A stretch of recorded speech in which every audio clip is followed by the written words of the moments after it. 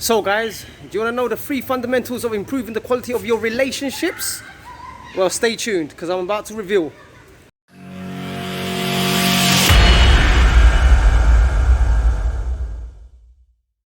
Hey guys, welcome back. Mahboob here from Muscle House Gym. In today's video, we're going to talk about the 3 fundamentals of improving the quality of your relationships. Now guys, there's no guarantees that this will work. I'll tell you why. Because of the fact it's all about implementation, practice, perseverance, and patience.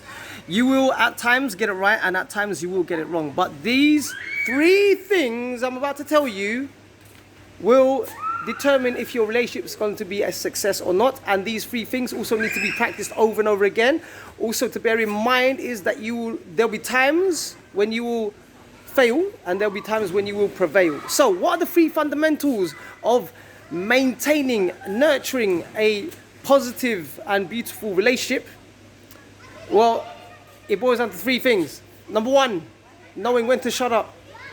Number 2, knowing when to talk. Number 3, knowing when to listen. And this is easier said than done.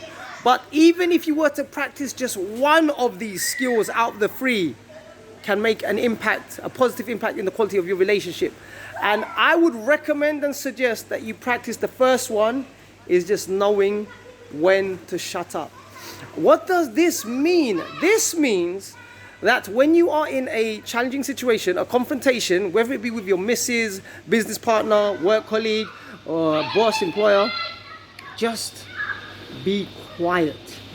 Listen, because you learn so much more through listening more than speaking. Speaking is a response after listening. Listen first. Back off. Even if you feel that this person is wrong and you want to put them in your in their place, hold back. It's so critical to hold back, because if you don't, you can end up worsening and spoiling the relationship. By all means, if you want, especially if you care for someone, genuinely care for someone, and you want to be in that relationship with them and you love them dearly, then you need to implement those 3 things that I've just said before. But practice the first one, first and foremost, which is knowing when to shut up. I'll give you another example. Say, for instance, they're getting very emotional, they're getting wound up. At that moment, you need to be quiet. You need to listen. Even if it comes across like as if they're attacking you. One of the reasons why that they attack you is because they don't know how to express themselves at that time. They've misunderstood something, they've misinterpreted something, and they're just venting out their frustrations on you because they don't have the answers, the solutions for that particular scenario or that issue. But I'm sure if they were to understand, I'm sure if they were to find the answers, they'll speak to you in a more better way, if providing that they love you and they care for you. Because folks, it's easy to break up. It's easy to be impatient nowadays. It's easy to get an upgrade, but it's very, very, very difficult to stay persistent and consistent with that same very person that you like and that person likes you. It's all about commitment. You have to be committed to the cause. How else are you going to succeed? Are you going to succeed if you are not committed to the cause? One of the things that we lack in society, one of many things, sorry, is commitment. No one wants to put in the effort, no one wants to put in the time, no one wants to put in the energy. They just want things instantly. And if they can't get what they want, then they dispose of that person or that thing that they're after. And it's not about that, because you'll always be upgrading and upgrading and upgrading. And it's not about that. It's about working with what you have and making it the best. Not just continue upgrading and upgrading, because upgrading all the time doesn't always solve the problem. There's a time and a place to upgrade. And there's also a time that you must stay committed to the cause so something beautiful can manifest. And this is in relationships. Because if you cannot hold down a relationship, you can't hold down business, you can't hold down relationships that help you progress, then what's the point? What's the point of living? Because living is a part of building relationships. So let's nurture, let's foster a healthy relationship with the people that are nearest and dearest to us. Especially if we are in a loving relationship, generally the relationship is blessed. And even if it's not, it just means that you have to work on a particular skill. That is knowing when to shut up. Just practice that alone will solve so many problems. It might be difficult at first, but it's something that has to be practiced over and over and over again. Be cautious of how you use your tongue. Be cautious. Be very, very cautious, because that one word can also spoil your relationship, can also spoil your reputation, and can finish you off. You have to be very, very careful about the words that you, the things that you say, the words that you use as well. So this is what I'm saying, even if you are in the right, folks, because, okay, say for example that you're in the right, you proved that person wrong, so what? Then what happens? You've just proved them wrong, maybe that there's a bit of resentment, you've won an argument, that you've satisfied your ego, but no progress has been made. What is the point of that? You're more likely to make progress if you listen, if you're more attentive, if you know when to shut up. Just know when to shut up. Just practice that one skill, and I promise you that you will get further than what you did before in your relationship.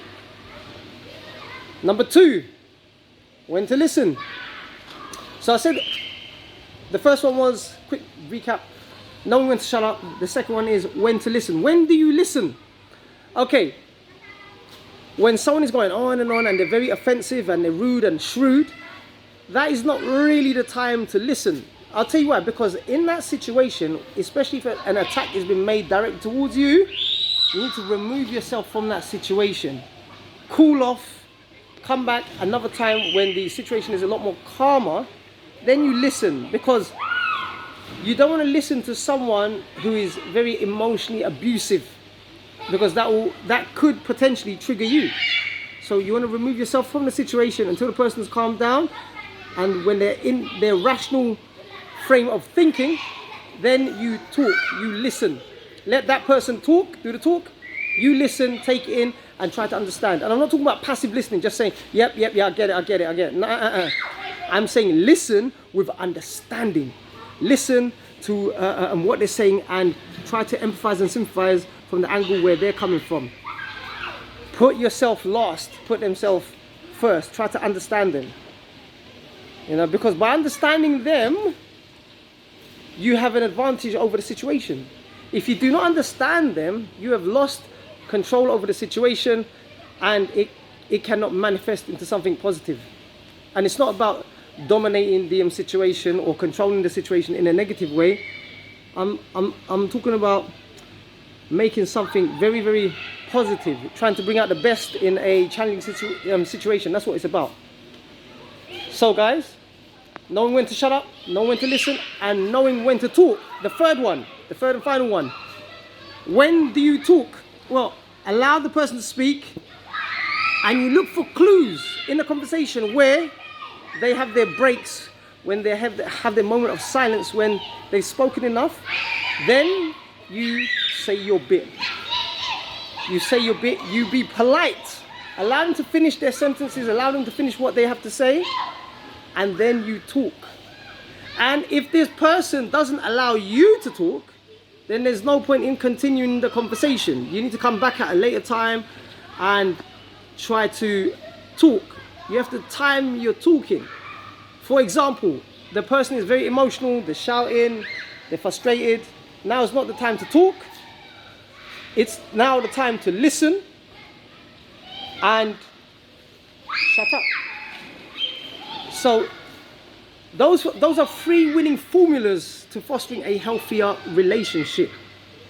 These are guaranteed to work, but it will require patience, persistency, and consistency.